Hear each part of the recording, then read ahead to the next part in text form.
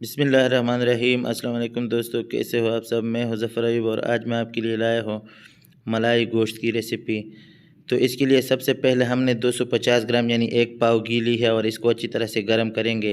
जब ये गर्म हो जाए तो इसमें डाल देंगे प्याज। अच्छा, प्याज जब लाइट ब्राउन हो जाए तो इसमें हम गोश्त डालेंगे, लेकिन यहाँ गोश्त डालने की जो क्लिप थी शायद मुझसे डिलीट हो गई है। तो अब इसमें डाल देंगे 5-6 मिनट बाद अदरक लहसुन का पेस्ट। और अदरक लहसुन के पेस्ट को तकरीबन 3 मिनट हो गए हैं। अब हम इसमें डाल देंगे मलाई। मलाई ये है 60 से 80 ग्राम मलाई है और टीस्पून में देखा जाए तो 5 से 6 टीस्पून है। इसमें मलाई ज़्यादा जाएगी क्योंकि इसका सारा टेस्ट ही मलाई की वजह से होता है। अच्छा, मलाई की तकरीबन हमने ये की है कुछ 5-6 मिनट। जब हम इसकी बुनाई करेंगे तो इसमें डाल देंगे हम 5 से 6 टमाटर। टमाटर हमने डाल दिए हैं, थोड़े ज़्यादा लग रहे हैं लेकिन वो इसलिए कि हमने इसको फुल गलाना है। और गोश्त में भी अगर कुछ कसर रहती है, गोश्त चूँकि पहले से बॉयल्ड थी, लेकिन अगर कसर रहती है तो वो भी इसकी पानी में गल जाएगी। अच्छा, अब इसमें डाल देंगे हाफ़ टी स्पून नमक, हाफ़ टी स्पून हल्दी पाउडर और हाफ़ टी स्पून इसमें जाएगा ज़ीरा।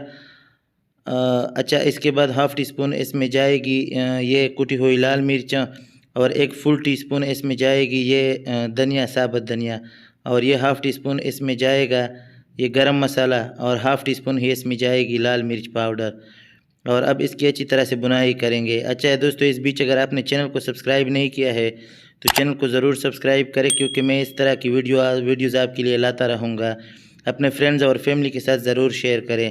अच्छा, ये हमने डाल दी दही। तकरीबन इसे बिल्कुल पकाने का जो फुल प्रोसेस है तो तकरीबन 20 से 25 मिनट हो गए हैं। अब है दही तकरीबन 250 ग्राम इसमें हमने डाल दी है और हम अब इसको अच्छी तरह से पकाएंगे।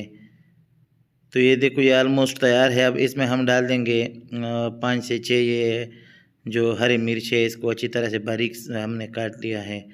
और फाइनली इसमें जाएगा ये हरा धनिया थोड़ा सा। तो अब ये बिल्कुल तैयार है दोस्तों। आइए इसको डिश आउट करते हैं और इसे सर्व करते हैं इस दुआ के साथ कि अल्लाह इस दुनिया में जो भी कोई जहाँ भी कोई भूखा है, प्यासा है और अपने रिज़्क़ का इस्तिताअत नहीं रखता तो या अल्लाह तो उसे अपने आइब के ख़ज़ानों से रिज़्क़ अता फ़रमा। तो प्यारे दोस्तों, अल्लाह हाफ़िज़।